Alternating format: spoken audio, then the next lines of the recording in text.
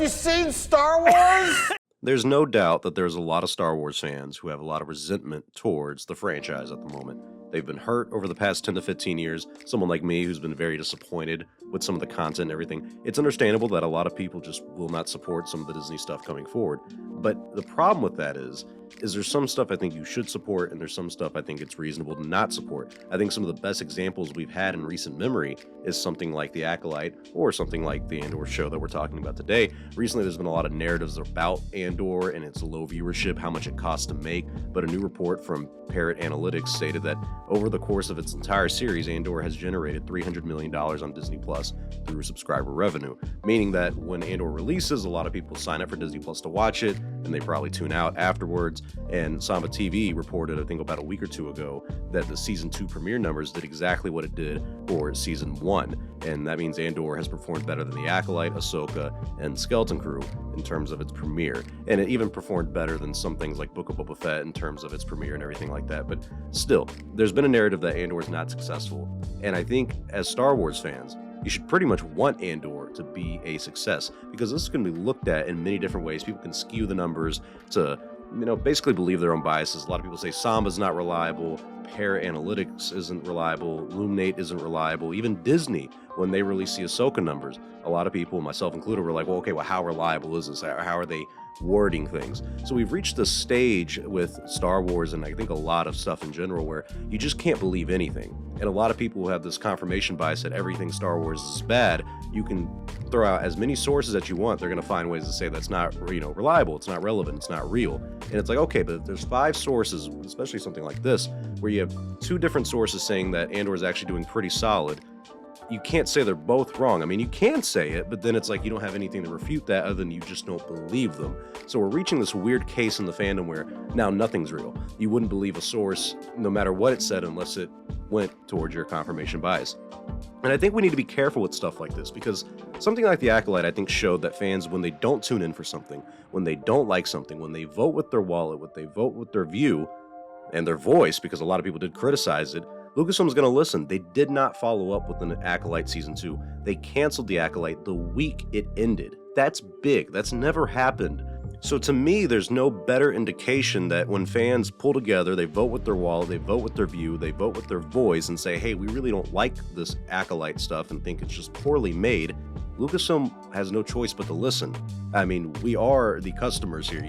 Supply and demand. There has to be a demand, and they have to supply it. If we don't like what they're supplying, guess what? It's not in demand anymore, and we don't want to get it. So we didn't get Acolyte Season 2, and we got an Andor Season 2, because clearly the views for Season 1 were good enough to not cancel the planned second season. It was going to be 5 seasons, but they wanted to cut it down to 2 because they didn't want to spend 10 years making one show. But I think we need to look at Andor as an investment if you are a diehard Star Wars fan. If you really care about Star Wars, like a lot of you fans claim to do, you got to tune in for Andor Season 2.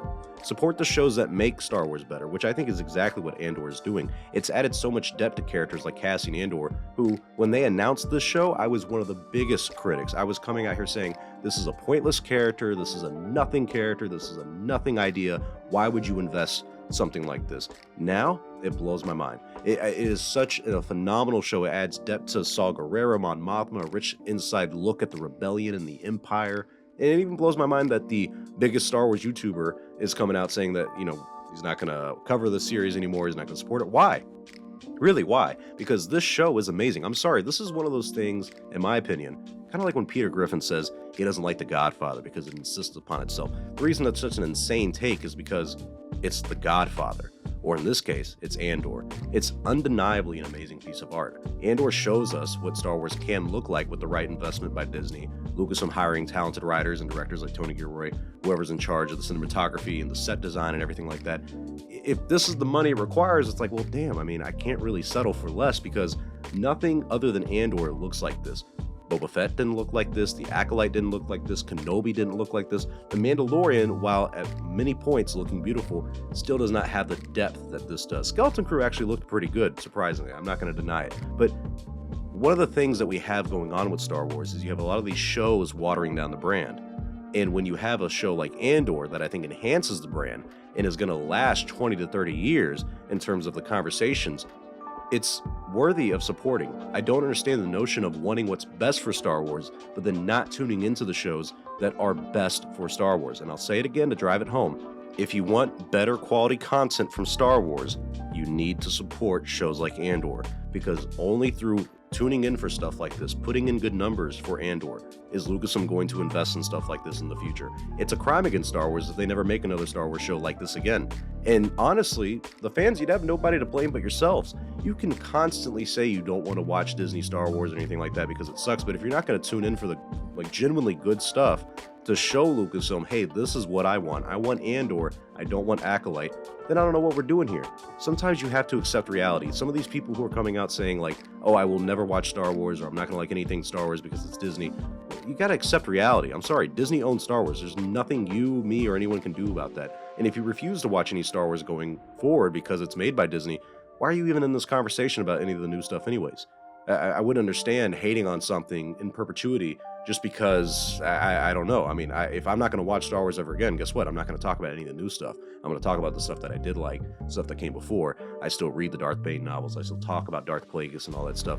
You've already told yourself you don't like something before it happens, so it's like, why even be involved in this? But if you can accept reality, and like me, you want what is best for Star Wars and the franchise going forward, you got to invest in it, and you kind of want to invest in it because this is a franchise that could have a long-lasting future.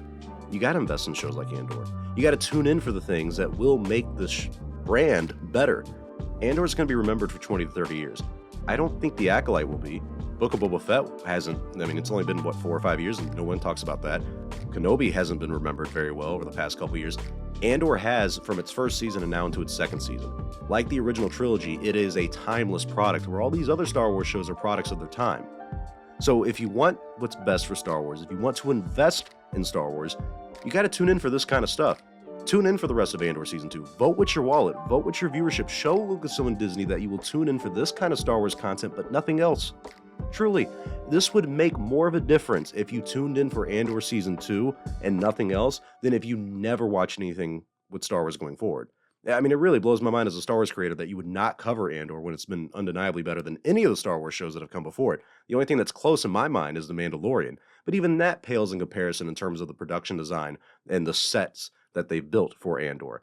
It's a different style of Star Wars, and it works, but I think these two shows, The Mandalorian and Andor, or as I call them, Mandor, are what Star Wars should be going forward. But tell me your thoughts in the comment section below. Is it worth voting with your wallet still, or are we just going to give up on everything? Like if you enjoyed this conversation, subscribe for more like it in the future. I'm Star Wars Only. I'll see you all next time, my friends, and may the Force be with you, always.